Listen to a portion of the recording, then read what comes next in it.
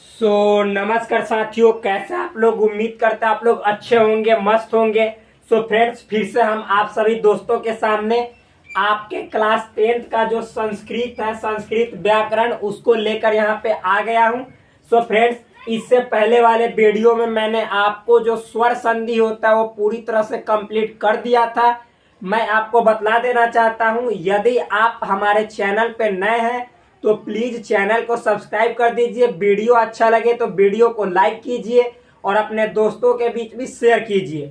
Friends, मैं आपको बतला देना चाहता हूँ, इस वीडियो में, आज के वीडियो में मैं आप सभी दोस्तों को जो व्यंजन संधि होता है, क्योंकि स्वर के बाद व्यंजन संधि होता है, व्यंजन संधि और विसर्ग संधि, इन दोनों संधियों को आज पूरी तरह से कंप्लीट कर दूंगा, समाप्त कर दूंगा, ताकि आपको बोर्ड में, यानी बिहार बोर्ड जो 2024 में आप एग्जाम देने जा रहे हैं, उसमें 1% का भी लेस मात्र न रह जाए, कमी न रह जाए।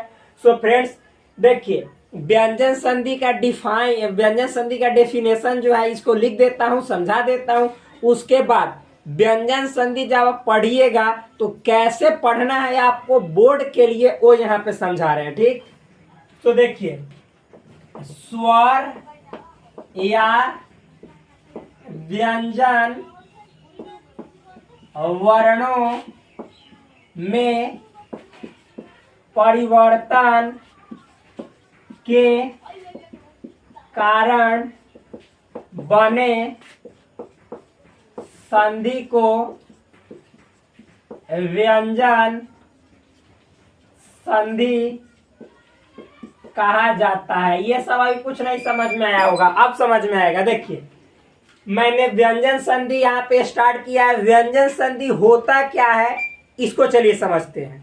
तो देखिए, स्वर या व्यंजन, मतलब इसमें देखिए स्वर वर्ण भी हो सकता है या व्यंजन वर्ण भी हो सकता है। लेकिन इससे पहले वाले वीडियो में जितना आप पढ़े थे संधि, उसमें वर्ण जो था वो स्वर ही था, चाहे तो अ धन ई हुआ था या ई धन अ हुआ था, इस तरह से, मतलब केवल स्वर वर्णों का संधि हुआ था। लेकिन यहाँ पे आपको स्वर का भी हो सकता है या व्यंजन का भी हो सकता है, दोनों में से कोई का भी हो सकता है। फ्रेंड्स, यहाँ पे आप देखिए, आपको अभी दिखलाता हूँ। देखिए, यहाँ पे व्यंजन, तो एक पक्ष तो व्यंजन होगा ही, शुद्ध व्यंजन।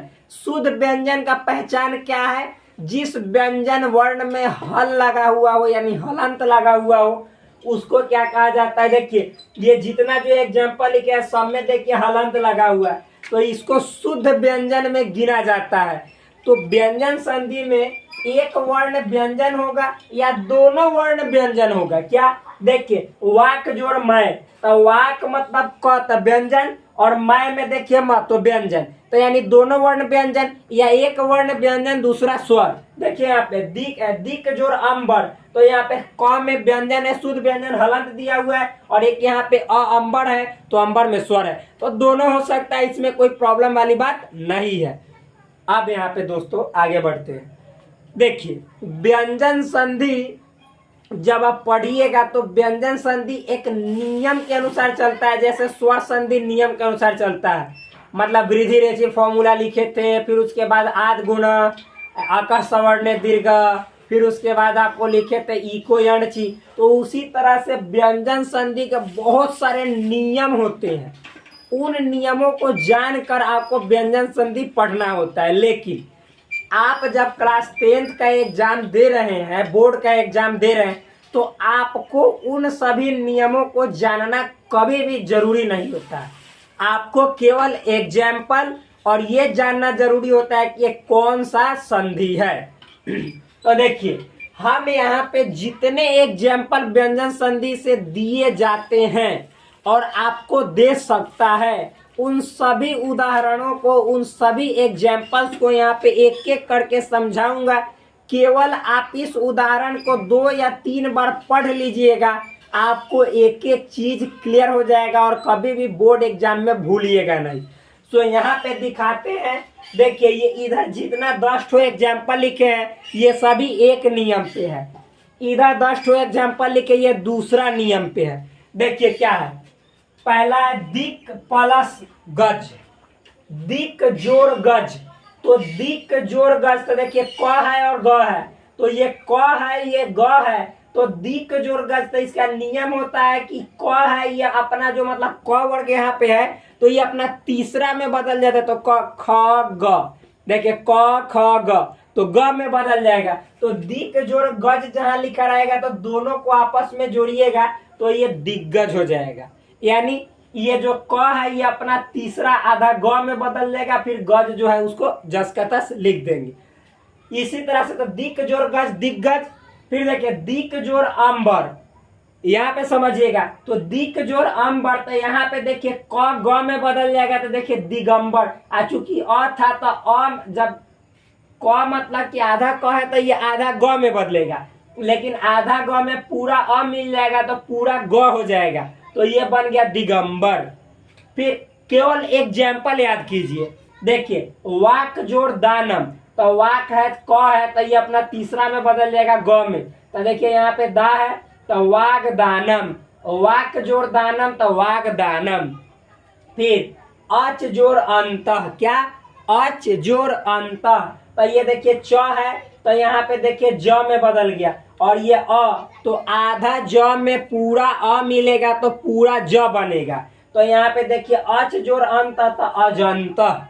आप यहाँ पे विसर्ग दे सकते हैं, अजंतः, यहाँ पे भी विसर्ग, यहाँ पे भी विसर्ग, यहाँ पे विसर्ग है, इसीलिए देखिए आगे तत् जोड़ रूपम, क्या तत् जो रूपम, तो त है तो त का तीसरा देखिए द में बदल गया, तो ये हो जाएगा तद रूपम, क्योंकि रू है तो ये देखिए ध्रुव इसी में हो गया तद रूपम। आगे देखिए जगत जोड़ ईस, तो देखिए जगत है तो त है और ये ई है, तो त अपना किस में बदलेगा द में, क्योंकि त थ द, जैसे क ग में बदल रहा था क ख ग, तो उसी तरह से त द में बदलेगा, तो ये द हो जाएगा, द में ई जुटेगा तो पूरा दी हो जाएगा, तो जगत जोड़ ईस जगदीश। अप जोड़ जमा, तो देखिए अब जमा, क्योंकि प है तो प अपना तीसरा में बदलेगा प फ ब, तो ब में तो अब जमा। फिर दिक जोड़ भ्रमा, तो ये हो जाएगा दिग भ्रमा, क्या हो जाएगा दिग भ्रमा। फिर वाक जोड़ दत्ता, तो हो जाएगा वाग दत्ता, वाक जोड़ दत्ता मतलब वाग दत्ता। फिर सत जोड़ उक्ति तो सदुक्ति, सत जोड़ उक्ति तो सदुक्ति। फिर इसी तरह से देखिए तो ये एक नियम क्लियर हो जाएगा, सत जो रुक्ति तो त है तो द में बदल गया सदुक्ति, ये ऊ है तो द में ऊ मिला तो दू हो गया तो सदुक्ति हो गया। फिर वाक जोड़ मैं तो वांग्मय, वाक जोड़ मैं तो वांग्मय। अब इसमें समझना, इसमें आपको सबसे ज्यादा पांचवा में बदलेगा, तो क है तो क का पांचवा क ख ग घ अंग, यानी क वर्ग का जो पांचवा वर्ण होता है वह अंग होता है, तो यहाँ पे वाक जोड़ मैं तो यहाँ पे वांग्मय। प्राक जोड़ मुख तब प्रांग मुख। फिर उसी तरह से जगत जोड़ नाथ जगन्नाथ, क्योंकि त का पांचवा न होता है तो जगन्नाथ। महत जोड़ नाम तब महन नाम, महत जोड़ नाथ होगा यहाँ पे तो महन नाथ। फिर देखिए सत जोड़ मित्रम, तो है तो न में बदल जाएगा पांचवा तो सन मित्रम। उत जोड़ नति तो उन्नति, उत जोड़ नति तो उन्नति। सट जोड़ मुख तो है तो न में बदलेगा तो सन मुख। फिर तत् जोड़ मात्रम तो तन मात्रम, तन मात्रम। फिर उत जोड़ दाम तो उद्दाम, यही आपको देखना है कि उत जोड़ दाम तो ये अपना तो वाला द में बदला, यानी तीसरा में ही बदला है जो कि इस नियम का है, तो ये अपवाद होता है यहाँ पे, जब आप नियम पढ़िएगा तो जानिएगा, तो इसको याद रख लीजिए कि उत जोड़ धामा तो उद्दामा। फिर उत जोड़ मुखा तो उन्मुखा, उत जोड़ मुखा तो उन्मुखा, ये सभी इजी है। अब देखिए नेक्स्ट लिखते हैं, आज व्यंजन तो क्लियर करेंगे ही, साथ ही साथ विसर्ग संधि भी क्लियर करेंगे।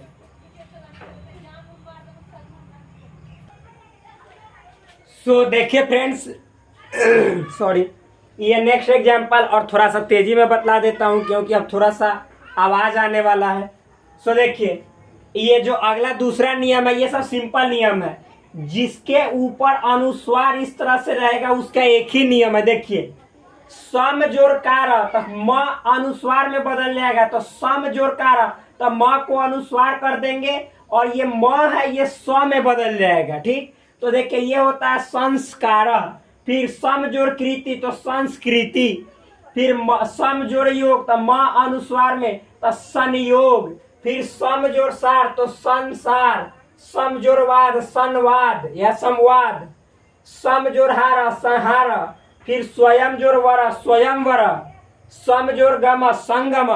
तो इस तरह से ये सभी एक नियम है। फिर से देखिए, सम जोड़ कारा संस्कार, सम जोड़ कृति संस्कृति, सम जोड़ योग संयोग, सम जोड़ सारा संसार, सम जोड़ वाद संवाद, सम जोड़ हारा संहार, स्वयं जोड़ वरा स्वयंवर, सम जोड़ गम संगम।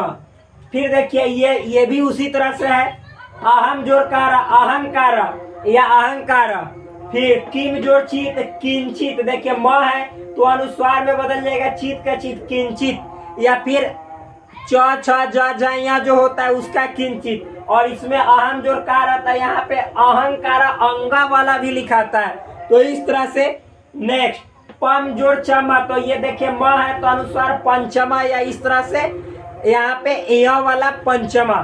फिर उत्कृष्ट जोड़ ट, तो जब भी ऐसा स्वर रहेगा तो इसका आधा स और त का ट हो जाता है। ये नियम है, आप जब पूरा डिटेल में पढ़िएगा हम ही से या किसी से तो मालूम चलेगा, ये सब सूत्र पे आधारित रहता है।